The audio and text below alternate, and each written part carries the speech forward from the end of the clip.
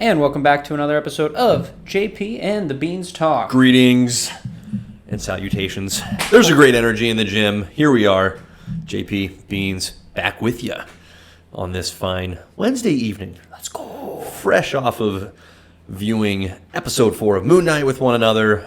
Exciting times that we're living in. As you just pointed out, Moon Knight's going to wrap up, and we're going to transition straight with the conclusion of Moon Knight on May 4th into Doctor Strange on May 6th. The time's almost perfectly That out. is synergy. That is us soaking in Marvelocity. And then my guess is 2 weeks after that, Miss Marvel starts. Not that you really are worried about that, but You're not watching it? Won't be watching? I probably won't watch until that series is completely over, Okay. just to see. Sure. Just going to power through it a little bit. Yeah, that's the plan. Here's a question for you. All right. Well, here's hopefully an answer. You bet. So, out of all of the pantheons of ancient gods, right? Moon Knight, the whole impetus for this question is Moon Knight is digging into the Egyptian pantheon. Thor, Loki obviously come from the Norse mythology or pantheon. What pantheon of God would you choose to be from? Hands down, the Dutch. No, I'm kidding. I don't even know if they have Do a the pantheon. Dutch have gods? I don't think so. No, Right. Greek. Okay. It's not even close. Mm-hmm. Okay. I grew up on the Percy Jackson series. Never cracked open a Percy Jackson book, just not in my, never struck my stage of life. I just right? want The timing was just not there. I just want to say this. If those movies would have been done correctly, Mm-hmm. they would have given Harry Potter a run for its money. Okay. I want to say that right now. Okay. Okay? That's how elite of a book series this is. That's fair. When your eldest is ready to read higher books, Percy Jackson. that's where you need to go. Wow. It is amazing. Wow. Okay. All right. PJ. Yes. But anywho, Love it. it's So Greek mythology. Oh, for sure. They're Okay. so cool. That whole mythos is fascinating to me. Mm-hmm. The Egyptians are weird. I'm learning more and more. The Egyptians are weird. Whatever they came up with, Yeah, that'd so be convoluted. that'd be a really dark horse pick if someone said, "Oh, I'm all in on the Egyptian pantheon." That I think would reveal right then and there all you need to know about that person. Like you're a bit of a You're you're someone that comes out of left field, right? You're hard to pin down. You're difficult to anticipate. Which kudos to you, I guess. But that's a bit of a challenge. Well, think about this. The ones that we've seen. Yeah. Conchu, dead bird. Okay? Huge beak. Weird starting point. Okay? Right.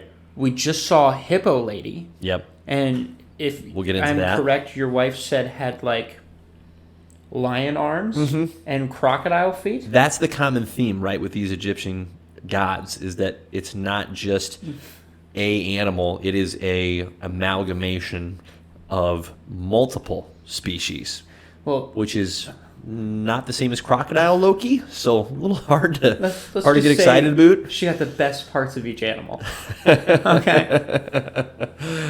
Yeah. And then, I mean, those are the two we've seen. And then you Sure. have the jackal people that are Yep. weird. Yep. Okay?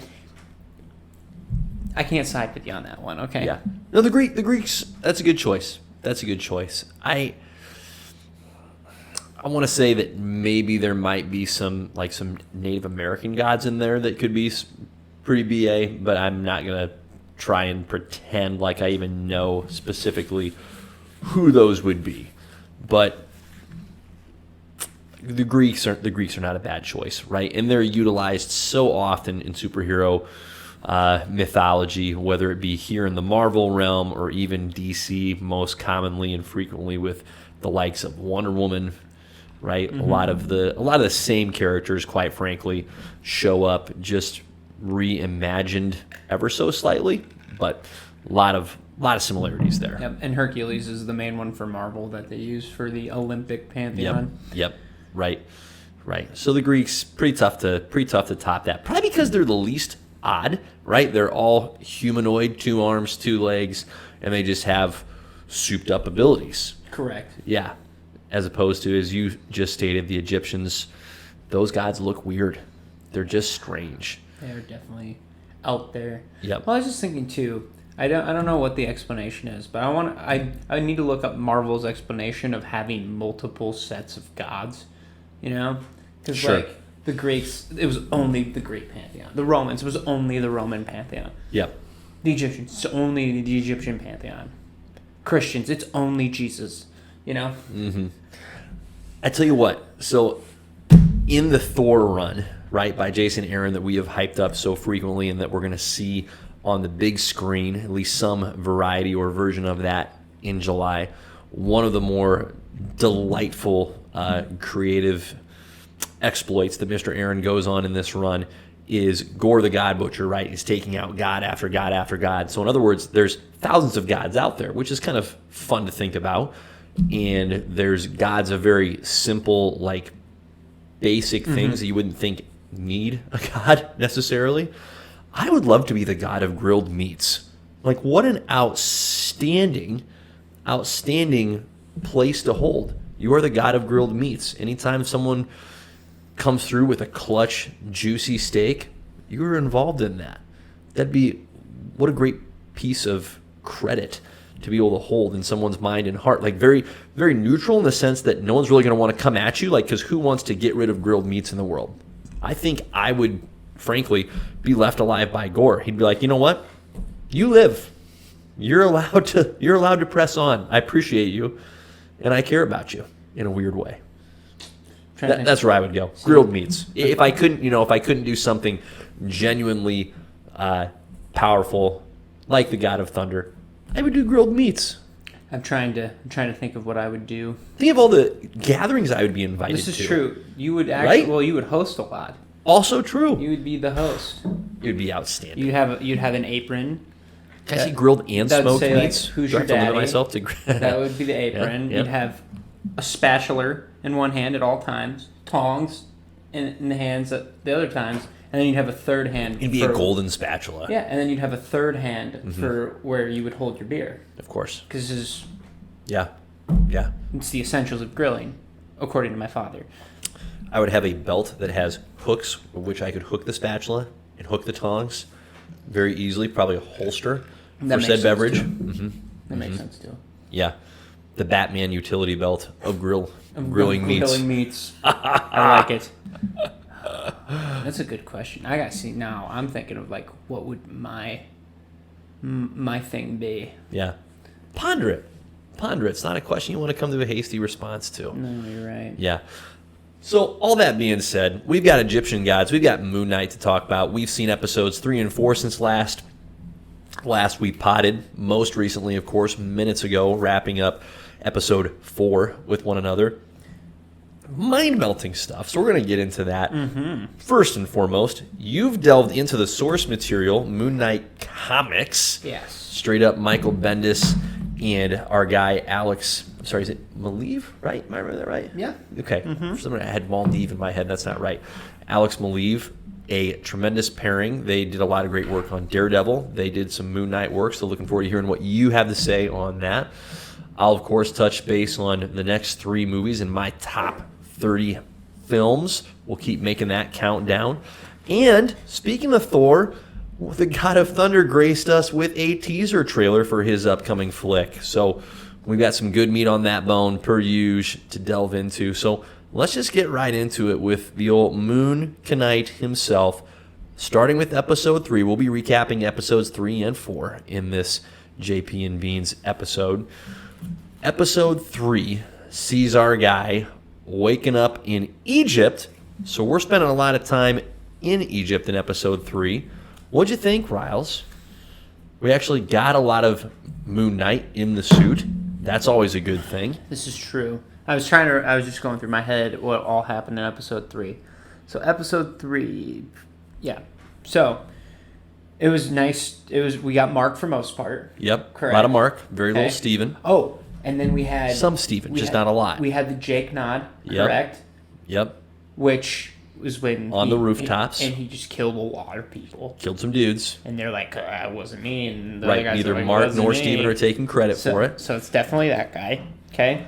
And then Which is critical because we're thinking, hey, there's another persona that has yet to come out here. well, we've been waiting. Yep. And we'll get to the next episode where it even hints it further. Yep. So that was cool. The fight scenes with the horses, that was actually really good. It was very well done. Mm-hmm. He messes Good up action a lot there. Of people. Yep. And Great he gets action. Stabbed quite a bit. Yep. With lots and lots of spiky poles. Lives. It was interesting how him and Steven just switched mid-fight. Right. And then switched immediately back. Yeah. Steven's not the more capable fighter, clearly. Mark's the guy there. So, it was good to see that. And it's actually, especially through episode 4, you're starting to see Mark and Steven's relationship actually grow to where they work together instead of like, this is my body, I need it now. Yeah. Kind of thing. So that's actually like... Yeah, there's more synergy there, right? Good character development. Yep, more for both synergy. Steven and Mark. More of a cooperative relationship rather than an adversarial confrontation. Mm-hmm, yep. For sure. Yep. So, and then episode for got real trippy. Well, in Khonshu, we got to mention in episode 3. Oh yeah, episode 3. Khonshu. Big move there. Khonshu makes the sacrifice play to help guide Mark. Well, I guess at this point, Steven and Layla to the tomb. By this is a pretty good flex on Khonshu's part, right? Taking the skies and reversing them. What was it, 2,000 years? Yep. All the way back to when the map that they were attempting to utilize to guide them to the tomb. So they could align the stars just right to guide them precisely where the tomb would be. I didn't know Khonshu had that in him. That's quite the flex on Khonshu's part. It really is. Came at quite the cost because we also saw Khonshu appear before his Egyptian Pantheon brothers and sisters in an attempt to try and take Mr. Harrow down. Oh, I forgot about that. Boy, did Khonshu not come through in the happened clutch. in episode 3. Khonshu did not come through in the clutch. This is a classic case of, frankly, you're stepping up to the free throw line, and you're down by 1, right? It's not tied. You need to make both free throws to win, but even if you make just 1, you're back to tied, right? You haven't lost. Yeah. And he bricks them both. By a lot. He bricks the first one. He built a couple homes with these respective bricks. It's true. The singular bricks that translated into homes. These were big misses. The on third Khonshu's little part. piggy would have been resting comfortably. Wow. In his brick home. Yeah, it was terrible. It was bad. And the funniest part is, don't screw this up, is what he says to Mark. And, right? And he's the one who screws it up so badly. Oh yeah. Okay, so then it translates to episode 4, right? Khonshu's locked up, hence the suit Khonshu's is out of the picture. With what we noticed, there was more than one Egyptian god locked up. Right, straight out of the gate at episode 4, we see there are multiple, perhaps dozens, perhaps more than dozens, but at the bare minimum, multiple gods that have been similarly sealed. Yep, sealed, entombed. So, and then... so this is not unprecedented. Correct. And then Steven and Layla go into the tomb. Then they fight some weird mummy thing, which they never delve on what that is. Yeah, lots going unexplained here. They get to the tomb. Whatever the heck that freaking thing was that kills a guy, puts him right on the table, and starts embalming kills him. Yeah, it was gross. That was gross. Like, they didn't show a lot, but the sounds were just nasty. Sounds were enough. It was terrible. Terrible. I am still confused. I have no idea what that is. Right. I have no idea what that is. No, I think they wanted us to believe. You know what? I don't even know. Because I thought for sure at first it was something Harrow, like, summoned or whatever. Right. But we don't know. Well, because it was one of Harrow's guys that got killed. Right. That's why it's confusing. Little hard to connect the dots of, would Harrow like intentionally do that to his guy? Not without some kind of provocation, as far as we know. And then, so that was sick. That was gross. It was disgusting. And then we find out that the tomb belongs to Alexander the Great, which I thought was really cool. That was a good twist. Yeah, so Stephen's going off. He figures out, hey, this is Alexander the Great's tomb. Prior to this time, undiscovered and the whereabouts unknown. In the meantime, Layla's being manipulated by Harrow, who's trying to convince her that Mark, in his, just frankly, in his pre-Khonshu form, killed her father. Not a great look, right? And has never told her about it. So that's a little difficult. Also, in the meantime, Stephen is it appropriate to say putting the moves on Layla, or it's such a weird, there's no real grid for this relationship. Like, they are married, they're together, that physical body that inhabits, both Mark Spector and Stephen Grant, weirdly enough, is married to Layla. So it's weird. It's complex. It's a weird situation. It's very weird. Sure. But point is, the Stephen persona and Layla are bonding, getting closer together. Harrow comes in, trying to split them apart, and Layla confronts Mark and Stephen at not the best of time, right? Not the best time to have a necessary but disruptive confrontation. Not for the best. No, not for the best. And it leads to Mark being exposed, vulnerable, and just getting blown away by Harrow.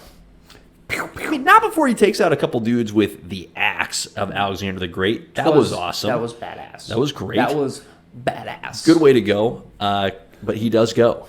He gets shot, and we think, okay, end of episode. He falls into the water. End of the episode. He's going to be reincarnated by a Khonshu who's broken free, or a different Egyptian god is going to step in and have Mark Spector be the Avatar, because there's precedence for this. Minutes before Mark Spector gets shot, when he's trying to explain to Layla, hey, I shouldn't even be here. I shouldn't even be alive at this point, because when your dad died, I was also shot and left for dead.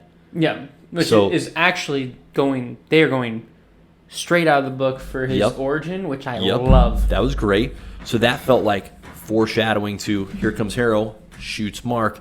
He bounces back again as an avatar of maybe Khonshu, again, maybe someone else.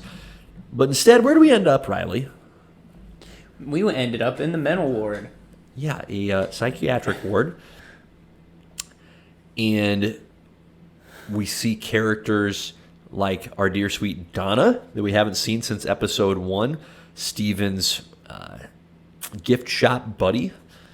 Buddy being a really generous use of the word buddy. Work associate. Donna and Stephen did not get along. She's apparently in the ward as a patient. We see Layla also as a patient. Yep. And then, look at that. There's Harrow as the doctor trying to treat all these Mark, people. Stephen, all these people. And, of course, there's a painting on the wall that looks like the town that Mark and Stephen encountered Harrow in the first episode. There's Egyptian paraphernalia all over Harrow's office. And at this point, I'm thinking, well, this is quite the twist. All of what we've seen so far has legitimately been in his head, and now we're being brought into reality. Turns out that's not really the case, because this reality gets twisted up real fast as Mark freaks out, runs away from Harrow, tries to escape out of the hospital, instead comes across an Egyptian sarcophagus, pushes the lid off. Oh, look, there's Stephen. So now we have twins. We have Mark and Stephen both running around with each other. They encounter another sarcophagus, another strong tease of that third persona. They do not open up the sarcophagus. They open up a different door, and there's Egyptian hippo lady. And then the episode ends. The goddess of fertility. Wow. Which, if anything represents fertility, it's definitely hippos, lions, and crocodiles. Am I right? Not the first thing that comes to mind with hippos, but maybe for some people. I don't know. I don't know. So a lot happened. What were your takeaways from 2 very full episodes? So, firstly, I did get one of my wishes. Okay. and that was being not what's the word? Being shown more of the Egyptian pantheon. Yep. Like, we've been diving into Egyptian mythos, and I love it because I don't know anything about it, so it's fascinating to me. So we have that. That's great. Sure. That gives me lots to look forward to, because now I know that they're going to be more of players in the show. Okay. So that's a plus. Yep. Secondly, he's going to come back. I'm excited for Jake. I'm interested to see what the take is going to be on him. That's my curiosity. Yep. Yeah, it'll be interesting. I think they're all three going to come to terms where they have to work together. Right. Which is going to be great. I'm just hoping to God we get more fights. That's what I want. Yep. Like, at least with Daredevil, we got brutal fight after brutal fight after brutal fight after brutal fight. I want that. Marvel's depriving me of it. A lot of action. Yeah. I need it. And I was texting, just on that note, I was texting one of my brothers about the Moon Knight show so far, and he's much more familiar with the character just from the comics than I am. Yeah. And he was saying that he's, on the one hand, he has enjoyed the show for what it is as an origin story for the character, but he was hoping for what you just mentioned of more of a vigilante show where he is Moon Knight. He's gone through this phase already, the coming to terms with who he is, and he's now just fully embraced and into the Moon Knight persona. So we're just seeing Moon Knight doing his thing, as opposed to this progression, this origin that at least we're being exposed to of Mark, Steven, eventually Jake, figuring out their dynamic before ultimately, I would assume, embracing Moon Knight, and then we get more of that in the future with the character. Yeah, I'm with you there. I'm hoping we get to that point where it's just established and we Yep. don't have to go through this nonsense. Well, it's not nonsense, but you know what I mean. It's a lot of development. It's a lot of development. Yep. And you're like, get there. Yep. Get there. Get there. I want to see fights. Yep. So, it'll be interesting. We got 2 episodes left. Do we want to make final predictions? Well, before we get into that, like for me, I was relieved that episode 3 avoided the episode 3 slump that I felt Loki fell into. So I was quite relieved that episode 3 was strong. That, like you said, we got a lot of Moon Knight, we got a lot of action. That was great. That was encouraging. Episode 4 was just flat out bizarre. So much that we saw that wasn't explained. This show is very much following a pattern that Loki set up, where episode 4 in Loki ends and Loki's been disintegrated. Oh, that's right. Yes. Oh, this is very similar then. Owen Wilson's. Why am I blanking on the Mobius and Mobius. Thank you. My goodness, Mobius. The triple M. Mobius had been disintegrated, and it felt perhaps like that could be the end of Tom Hiddleston's Loki character, but then we get that end credits scene teasing the other Lokis in that limbo area. And so this show, Moon Knight, is following what I feel like to be a really similar progression, where that 4th episode ends with a what? Like, what are we seeing here? Because that 4th episode of Loki ends with classic Loki, boastful Loki, crocodile Loki, and kid Loki. And that's all we see for maybe just a few brief seconds. So there's not a lot to go off of as far as what to anticipate that's coming next. I feel like we're ending in a similar spot here. So I don't, on the one hand, I don't mind it, but it does make me that much more eager to get to episodes 5 and 6 to hopefully, and here's where I hope it's different than Loki, hopefully there's more that's explained in a more like finalized fashion. I agree. Because man, Loki, for as much as I enjoyed it and for as solid as it was, when that show wrapped up, there are still so many questions. I literally, so many. I literally just want to go, okay, like, let's get this done. let's get this through. Let's get this all figured out. So then we can go fight some people. Because that's all I want at this point. I just want to fight some people. Yeah. So I was bummed that episode 4, I was like you. I was ready for less Steven, more Mark. We went back to a very heavy dose of Steven in this episode. And we got zero of the Moon Knight character. That debt has to be paid in my mind. If not by episode 5, then heavily by episode 6. Like, he needs to, by episode 5, he being all of the he's, Mark, Steven, Jake, need to have enough of their crud together where they can be in that suit for that 6th episode. Because for as deep as we are into this season now, we're 2/3 of the way through, I don't think we've had enough of the Moon Knight persona. And there's still time. So I'm not declaring it a failure by any stretch of the imagination. But when you have a show that is about Moon Knight, that's about Daredevil, that's about take your pick, that's who you're there to see. The alter ego, yep, they've got a part in it. They're part of what enriches that character and makes them that much more compelling. But they're not the reason that you watch that show. Like, I don't watch Batman movies to see Bruce Wayne. It's great that he's in there. It adds to the character of Batman. He needs to be there in order for Batman to exist. But give me Batman. It's true. Give me Batman all day. That's where I'm at this moment with Moon Knight. We've had a ton of development, a ton of exploration of Mark, of Steven. As much as I'm eager to see Jake also, I don't want to take so much time on Jake that we don't get enough Moon Knight by these last couple episodes. I agree. That's why I'm kind of wanting them to just get the Jake thing done. Mm-hmm. We know Jake's coming. He's been shaking his sarcophagus for far too long.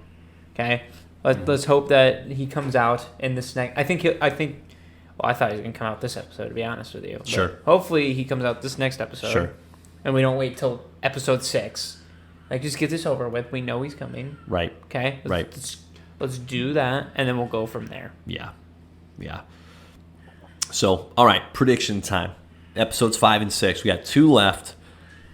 And the next time we pod, we're going to have seen both those episodes. So that's exciting. It is exciting. That's exciting. Exciting, and then we'll be fully getting into Doctor Strange, but that's a whole other topic for another day. Absolutely. Let's start with who out of the characters that we've been introduced to so far, the main characters, right? We don't necessarily need to get into the auxiliary characters.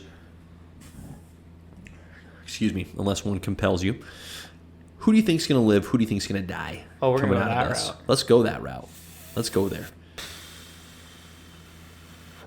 Good question. So, obviously, Moon Knight's going to live. Correct. This is not a one-off for Moon Knight. He's pretty safe. I can see Layla dying. Okay. That wouldn't surprise me. Okay. I can see Arthur dying.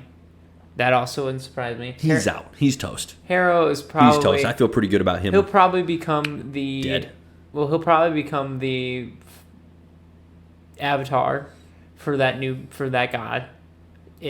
goddess, and then they'll probably kill him. Before, sure. Yeah.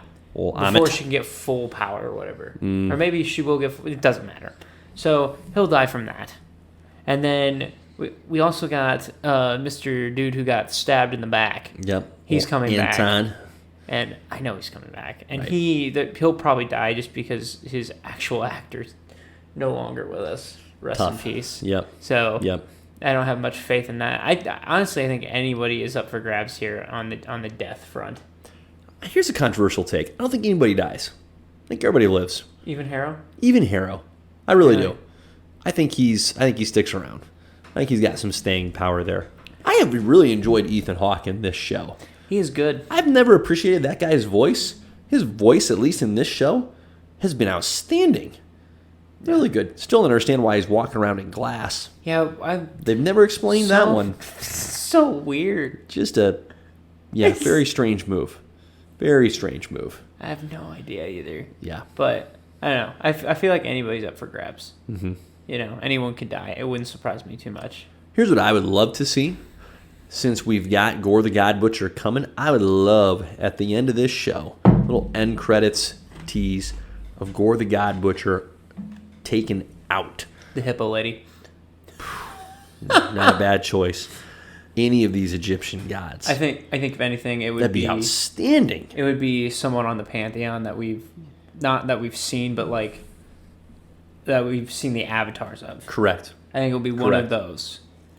And I think it will either we will actually see that person get murdered, or we will see the god get murdered, or we will just see that person be like, yeah, for some reason I lost my connection to this person. They're no longer with us, and I don't know why. Yep. And I feel like that's the most feasible. I think that's the way they'll do it. That'd be glorious. It would be sweet. Yeah. And I'd be all for it. like just watch Gore go on a rampage. Yep. I'm so excited for that. All for it. But yeah. And then you got any predictions then for the show, for the finale? I do think everybody that we've seen so far, I think they'll live. That'd be my guess. If somebody's gonna die, Layla or Haro, but it just feels to me currently like they're all gonna live. Yeah, I'd be okay with that. There's none of these characters that I've grown weary of that I'm looking to get rid of just from a personal preference. So I'm all for keeping them around. Part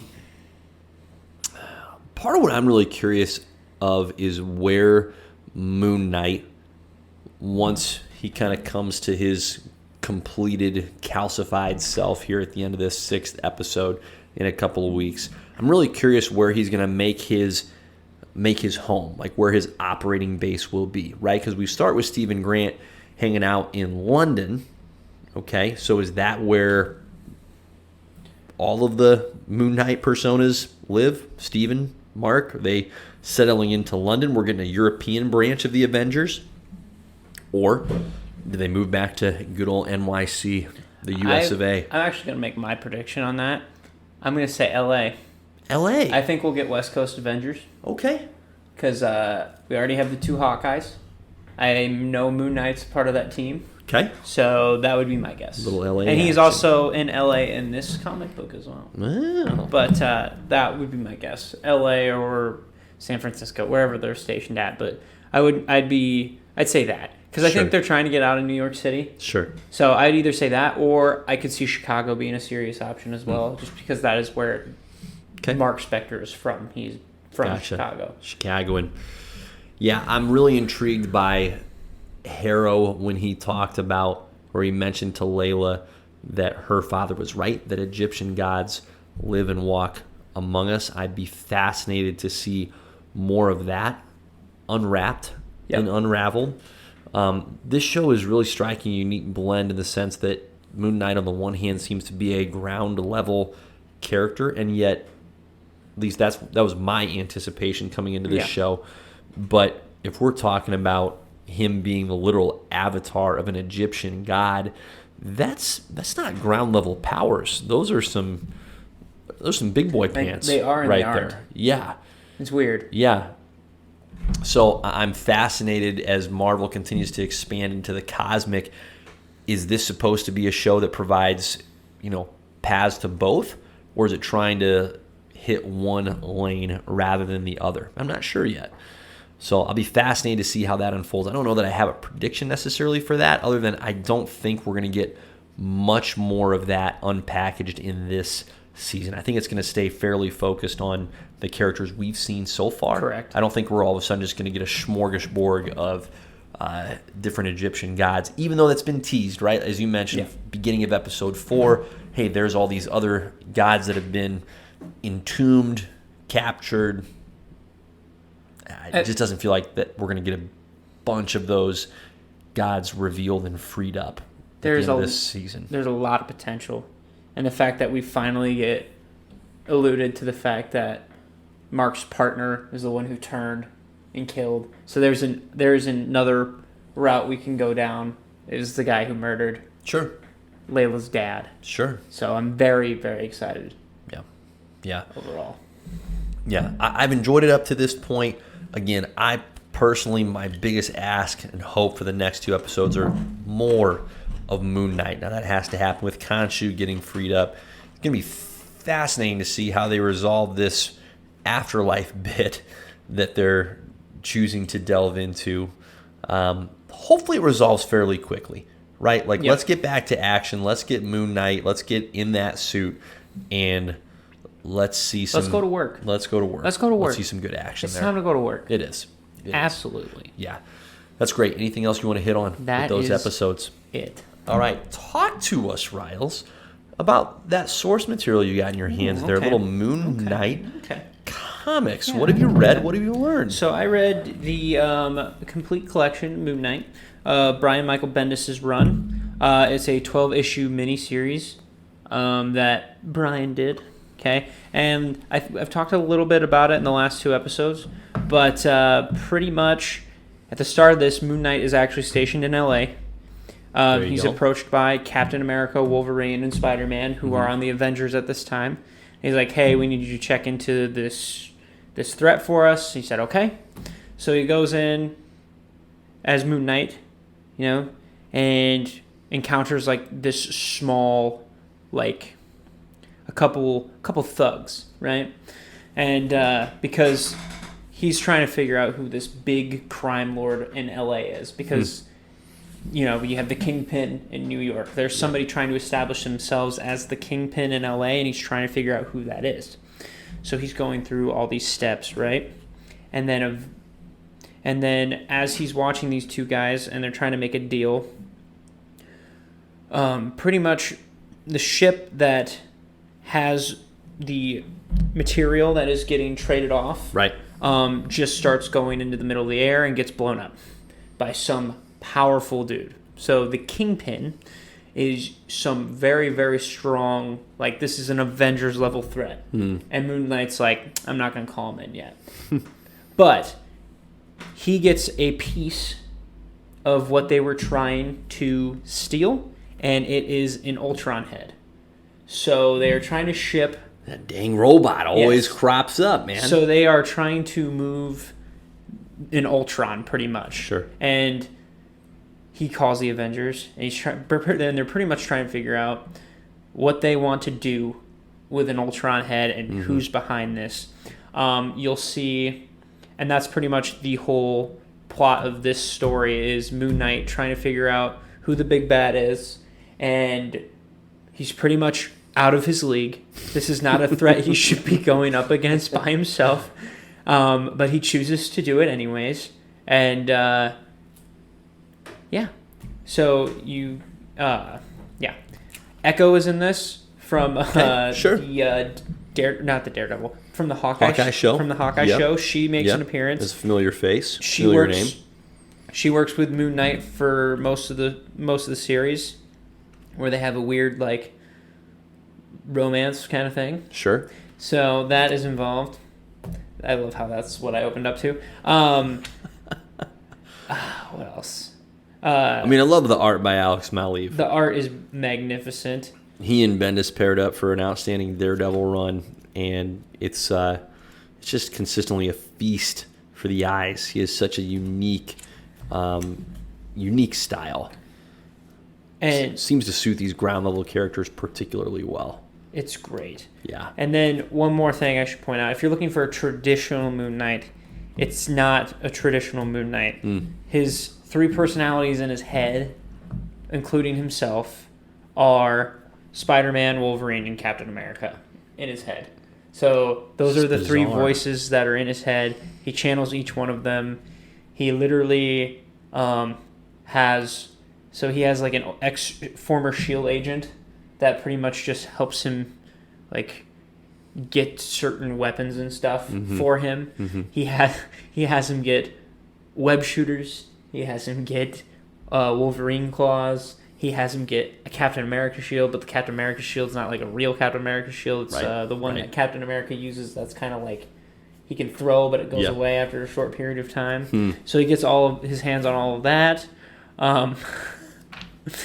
So yeah. So pretty unique, not necessarily what you would expect from a Moon Knight series. And I still don't know. I don't understand I don't know very much about the main villain of this. Yes. It's not like a well-known, but it is an Avengers villain. It's not a well-known. So there's Gotcha. there's 2 villains in this. There's the main one. There's a main one, and then I have heard of the second one, but I don't know much about that. So Yeah, that pretty much sums that up. It was a good read. But like I said, if you're looking for more traditional Moon Knight, this is definitely not that. Yeah, some similar themes with the split personalities or multiple personalities. Just a different take on, hey, who are those personalities? Like for him to genuinely be channeling the Captain America, Spider-Man, Wolverine persona. That's a bizarre blend. It is a right weird, there. It's like you have Spider-Man who's like no killing, you have Wolverine who's all killing, and then you have Captain America in the middle trying to justify what they should do, and if killing sometimes. I mean, I will promise you, Moon Knight's still crazy. He shows up to a club one time dressed as Spider-Man. Sure. And then has a conversation with Spider-Man later on where he's like, "Did you dress up as me?" And he goes, no, we don't need to talk about that." Who's asking? And also to test his former S.H.I.E.L.D. agent buddy, he dresses up as Bullseye and starts trying to get him to spill information on who Moon Knight is. Weird. And he doesn't, and he's like, "It was just me." Weird. So it definitely still has the crazy factor. Yeah. So Very, very odd. All right. Well, hey, good Moon Knight things. More Moon Knight to come with that next pod a couple weeks from today. That'll be exciting stuff. Let's transition to some more Marvel chat, right?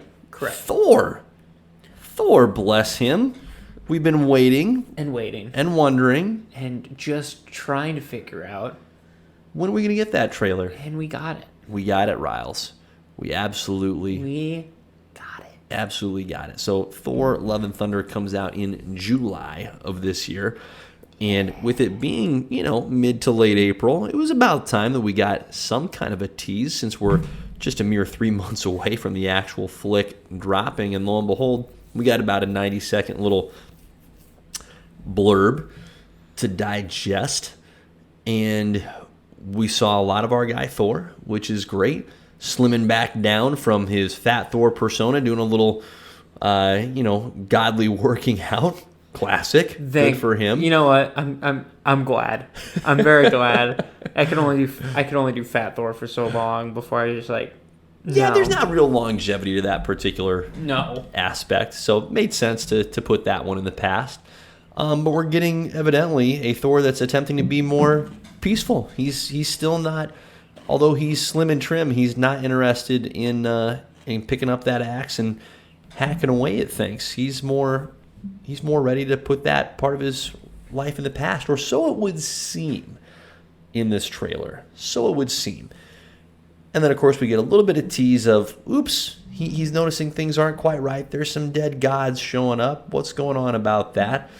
And also the big, most significant shot at the very end of the trailer, Jane Foster as Thor with a awesome design. Looks perfect. And a rebuilt Mjolnir. Freaking Mjolnir. How about that? How about them apples? That's wild. Love the look. First of all, love the look of Jane Foster as Thor. They ripped it straight out of the Jason Aaron comics. Perfect. No need to mess with it. It's a great look. You've got the gauntlets on the forearms. You've got the helmet that covers the nose and up, along with the wings coming out the sides. It's a great look. Looks freaking fantastic. And the rebuilt Mjolnir, can't say I anticipated that, but I'm here for it. Me too. Love it. What'd you think? Well, first of all, I'd be lying to say that if I didn't say that the most exciting part of that whole trailer was Thor getting his goats. Tooth Gnasher and Tooth Grinder. Yep. We are actually getting full into Norse mythology. I love it. There's the goats. Legitimate. And then, so I'm very excited about that. for no reason at all, I'm very excited about that. I also want to note we have zero nods to anything gore. Correct. Like we did not, and by that I mean not even a whisper. We didn't see gore at all. No. Which I kind of like. Mm-hmm. They're waiting for that reveal. No need to rush that. Absolutely. No need. None. It looks like we got a shot of Olympus. It looks like we're going to go into a little bit of the Greek mythology. How about that? I'm curious to see if we're going to get a Henry Cavill Hercules. Because, keep in mind, Henry Cavill was in talks with Marvel. He met with Marvel at one point in time.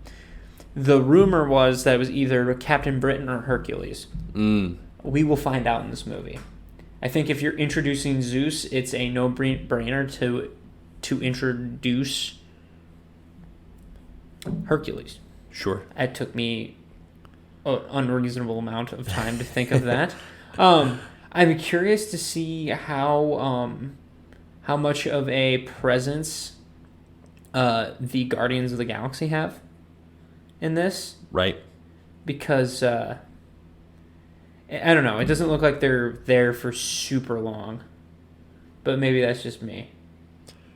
Hard to know, right? I mean, you don't want to try and extrapolate too much out of a 90-second trailer. There's really basic ideas being shown. The biggest takeaway is, okay, Thor's not interested in fighting probably at the beginning of this movie, right? No. Obviously, that's going to have to change with the arrival or advent of Gore on the scene. Loved seeing the back of old Russell Crowe as Zeus. I'm really looking forward to him as Zeus. Like, that is... It's a good choice. For as much as I'm very excited about everything else with this movie, outside of Thor and Gore, super stoked to see what on earth they do with Russell and Zeus, because it's going to be played for laughs, I think. I don't think it's going to be played much in the way of... I don't think it's going to be played much in the way of anything with Zeus having much of a serious role. I think he's going to die. I think Gore's going to kill him. I'm going to call that shot right now. He gone. He gone. I think Thor's going to be... I think Thor goes to Olympus for help. Okay. Whether or not he gets it, that's another question. I think Thor goes to Olympus to try and kind of raise the hand and go, hey... A dude's coming for you? Yeah. There's this Gore guy. He's coming. And Russell Crowe's Zeus is just over the top. Like, for as cocky as Thor has been at times, he's next level. He's like, bro, that's come Zeus on. anyways. I got the lightning. I got the power. If what you say is true, I'll handle it. NBD, LOL, BT dubs. And then Gore kills him. I'm calling that right now. It's a fair guess. Feel very confident about that. It's a fair guess. Feel very confident about that. It's a very fair guess. I'm getting most of that out of that lightning bolt that he was holding. That is a child's lightning bolt. Like, that was a kiddie lightning bolt. This isn't a serious Zeus. This isn't a Zeus that someone needs to fear. Gore's going to take him down. He's going to take him down hard. Okay. Yeah. That's where I'm at. I'll be interested. I like you said, I'd like to see the Egyptian gods involved in this somehow. Bast for Black Panther. I think there's a lot of opportunity to get a lot of the rest of the Marvel universe in some way, shape, or form to be involved. Sure. It'll also be interesting to see what the effects of Doctor Strange has on this movie, if any at all. Right. Because this looks like just a continuation after Endgame. This doesn't look like we're gonna have anything to do with the multiverse, which is super nice. That's kind of why Moon Knight's nice. A little more self-contained. Exactly. Yep. It's gonna be self-contained, but it's not gonna be self-contained because it looks like they're planet hopping. Yep. Also great. I'm actually looking forward to different changes of scenery. Hopefully, we see some new stuff that we haven't seen. Yep. It looks. Would imagine so. Yeah, my guess is he's just going to be fighting for other gods on different planets with Gore, is what it looks like, and I'm very excited. Because isn't it kind of like, isn't the story a little bit like a detective kind of thing where he's trying to Oh, very much so. Figure out who it is and follow the path?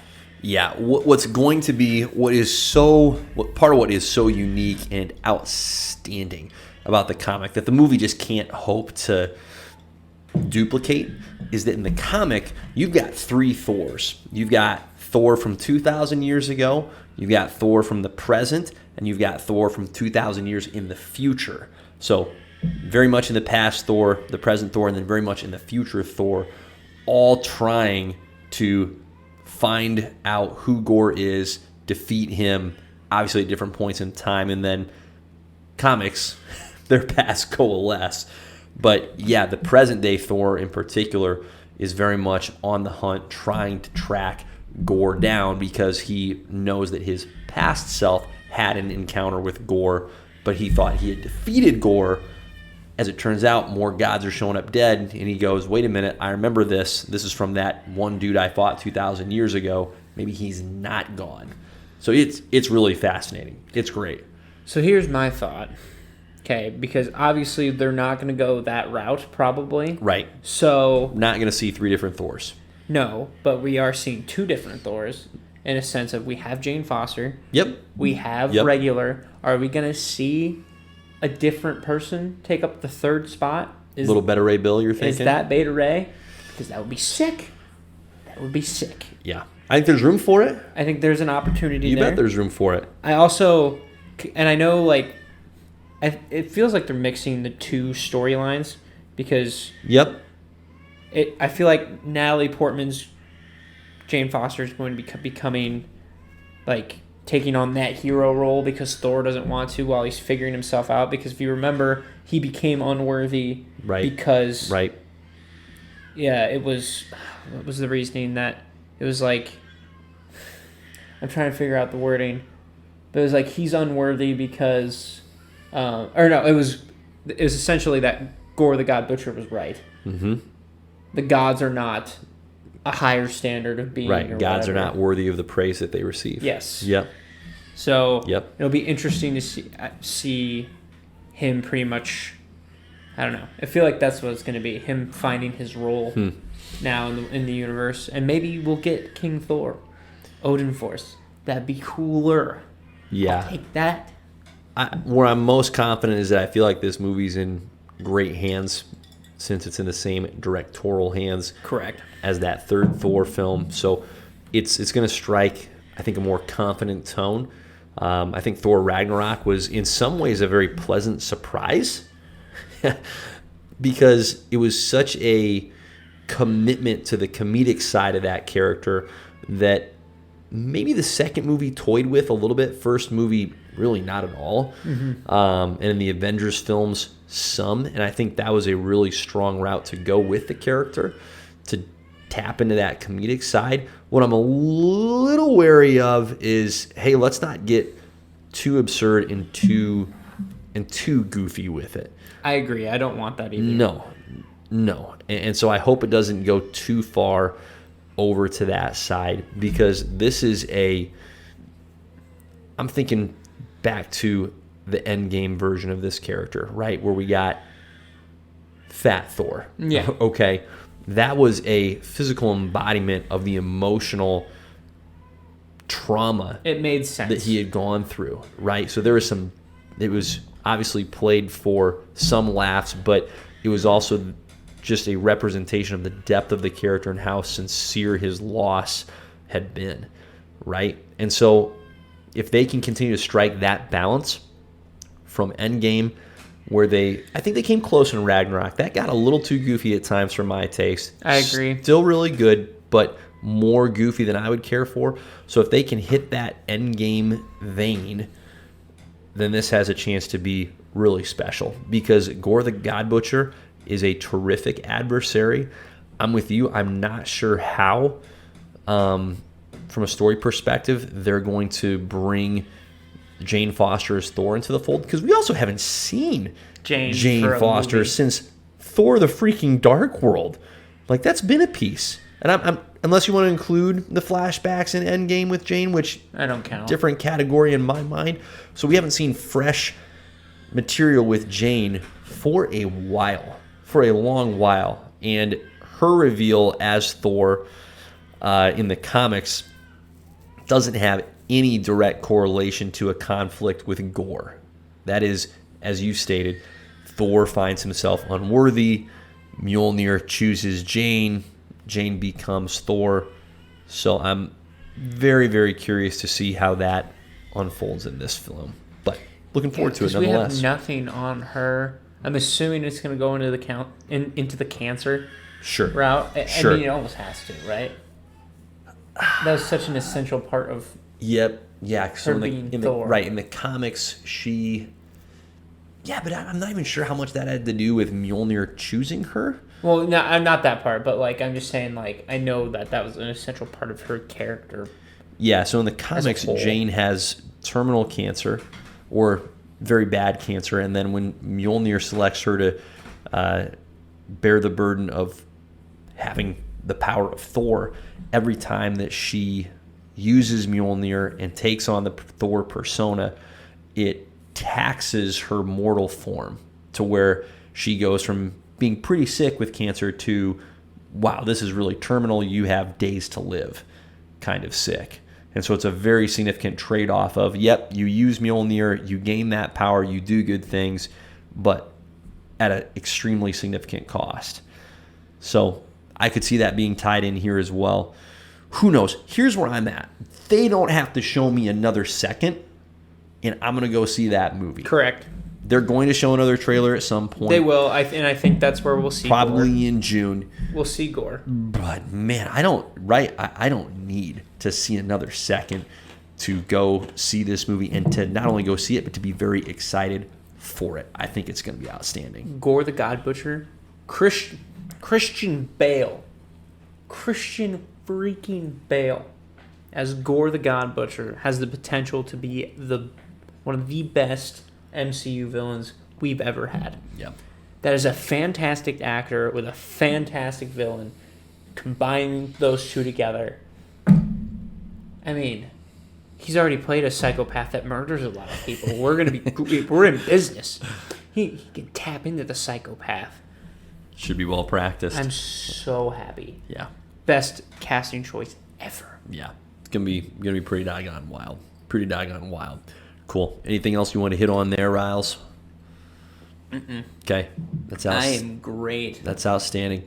Well, hey, let's jump over. All right. We have been in the last couple of podcasts chipping through my list of top 30 films, and we are 6 deep thus far. So we're about to hit 7, 8, and 9, working our way back. So rather than 7, 8, and 9, you could call them numbers 24, 23, and 22 on the list. So we hit, starting from number 30, working our way back, Ocean's 11, Saving Mr. Banks, Cinderella, the more modern remake, love it, Spider-Man 2, Lincoln, Hell or High Water, coming in at a crisp 25. So rolling in at number 24 is Moneyball. 23, True Grit. 22, Hacksaw Ridge. Have you seen any of these three movies? I've seen Moneyball. You've seen but Moneyball. It's been a while. You bet. So, Moneyball, based on a true story, classic movie, right? In the sense that, hey, based on a true story. Well, it's based on a book which is based on a true story of Oakland A's general manager Billy Beane trying to find a way around the hierarchy of baseball to get his ball club, the Oakland A's, a relatively small market team with less resources than the majority of their competitors, trying to figure out how on earth they can compete with them on a regular basis. And he discovers a route to identifying good or valuable players that other teams ignore or more easily dismiss. So baseball, a passion of mine, so easier for a baseball movie to really grab me. But where this movie really shines, the dialogue is absolutely outstanding. Brad Pitt stars, Jonah Hill participates as well in a supporting role. They're both tremendous. Brad Pitt as Billy Beane, Jonah Hill as his, I almost want to say consigliere, which is not at all the right word, but associate. I would totally act man. Like I know what that word right-hand man. Consigliere. Consigliere. I didn't even say it. But they're terrific. And it's a great character study with a dude that in Billy Beane is willing to take a huge risk from a career perspective at putting himself on the line to follow through on this new philosophy that may or frankly may not work. But it covers a really fascinating time in baseball history as well. About 20 years ago now, when the Oakland A's frankly discovered and invented this new way to evaluate players that have heavily influenced how baseball teams at the major league level in particular evaluate talent, build their teams. So really fascinating from a baseball perspective. I think it's worthwhile even if you're not a baseball fan, but really, really solid flick. And hey, Chris Pratt's in this movie, by the way.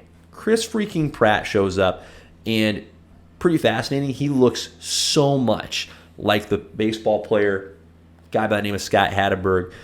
He looks so much like him. It's actually a little spooky, but good to see Chris Pratt in this one as well.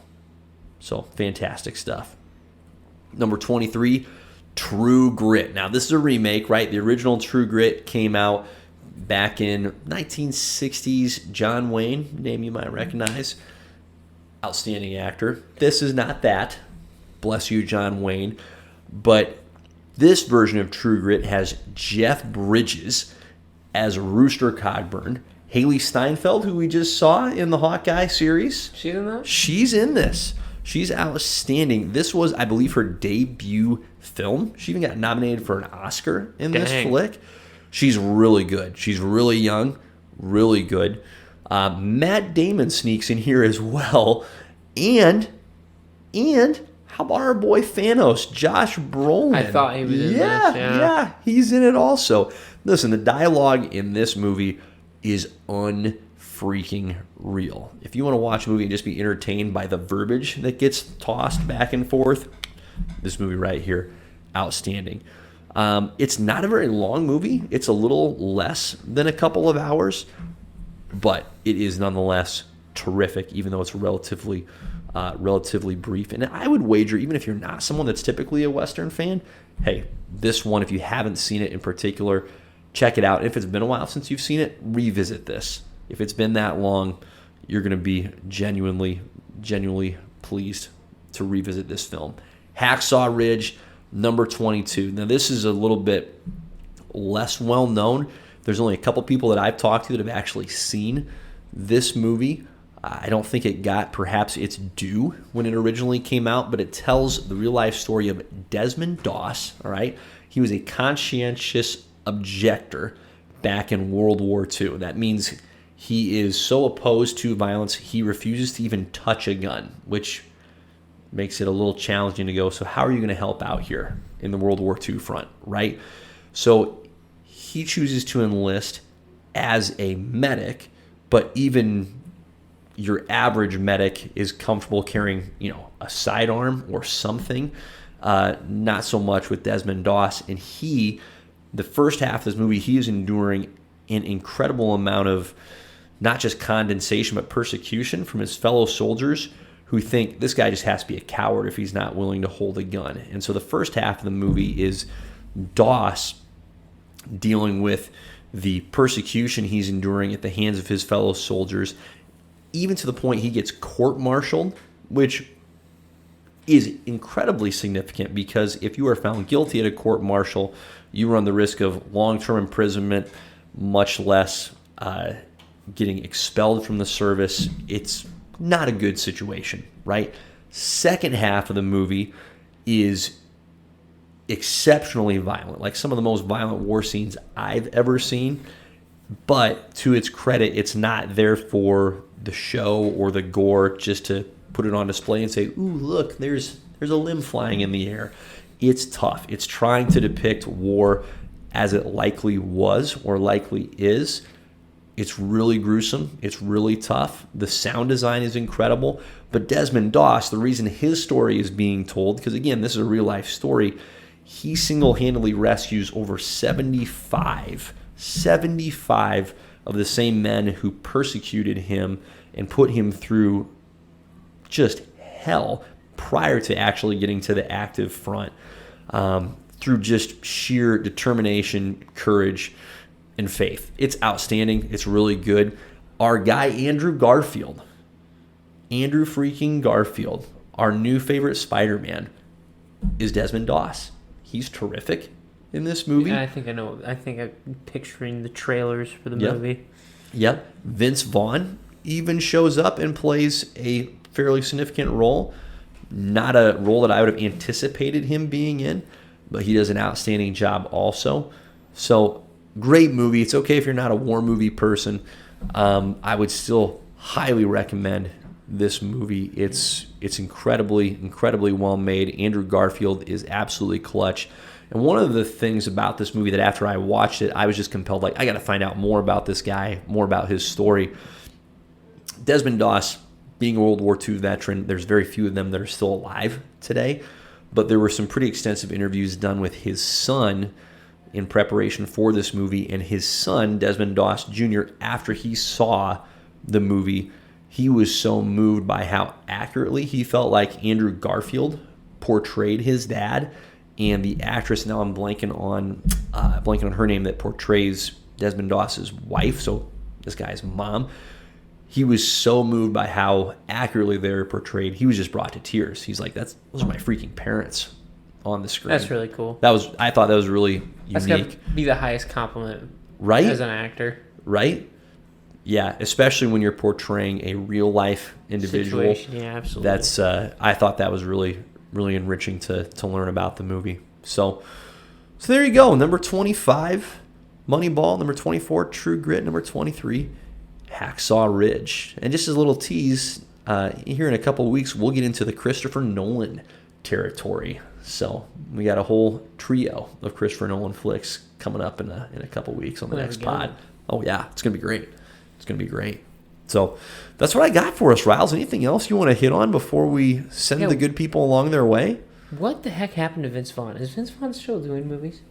That's something I was just like, Vince Vaughn. That's something I haven't heard in forever. Let's see. Great question. Vince was in, when did we talk about this? We talked about Matthew McConaughey on our last pod, I think. Yes, we did. And we brought up True Detective, or I brought up True Detective. Mm-hmm. Vince Vaughn was in the second season of True Detective, but here's what's really unique about True Detective, okay? Even though there's a second season and a third season, maybe a fourth season, none of them have anything to do with each other. They're their own independent stories, that's nice. Characters. And I know Vince Vaughn was in that second season, but I mean, I'm trying to think of the last thing that I've even seen him in, and I'm coming up empty. Like, it's been a long time with dear old Vince. Hacksaw Ridge might have been it. And I don't know, maybe the guy's just kind of pulled back a little bit, right? Doing less, perhaps. But yeah, it's been a while since I've seen him in anything new, quite frankly. Here, let's get to the actor section of IMDb with our guy. Queen Pins, yeah. Not a lot. No, not much. Not much. Movie here, movie there, but nothing that I would say is really gaining a whole lot of notoriety. So, fair enough. There you go. So, I don't know. Might be one of those guys that just kind of is, hey, played his part and is stepping back for a little bit, which you're certainly entitled to do if you've made your bajillions and done your thing. I think he's sitting on a big old pile of cash. Watch Vince show up in the MCU somehow, somewhere. It's alongside Owen Wilson. Man, who should he be? Wow. Oh, you just gave me a new dream. You just granted me a new wish and a new dream. Vince and Owen back together. You're welcome. Thank you for that. Wow. Who would he even be in the MCU? I don't know. Did you think... A wisecracking Mr. Fantastic? Like a really, really out of left field casting of Mr. Fantastic? I don't like that at all. I mean, did you really think Owen Wilson would be in the MCU? I didn't. No. So, I don't know. No. I don't know. Maybe that's what he is. Maybe he's just another time guy. I would be delighted. Let him be a time guy and let him get, what do they call it? What am I this blanking? Is my former partner. Is it purged? It's not purged. Called. What is it when they get hit with that? They get hit with that stick. They disintegrate into dust. What is Rats. Oh my goodness. Anyway, that would be. I would adore seeing Vince Vaughn in there. Maybe as a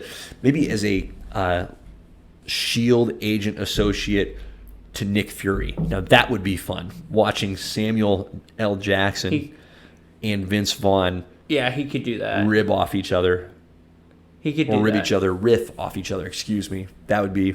Or like he's in charge of like damage control or something. There's your spot right there. That would be great. There's your spot. Yeah. Yep.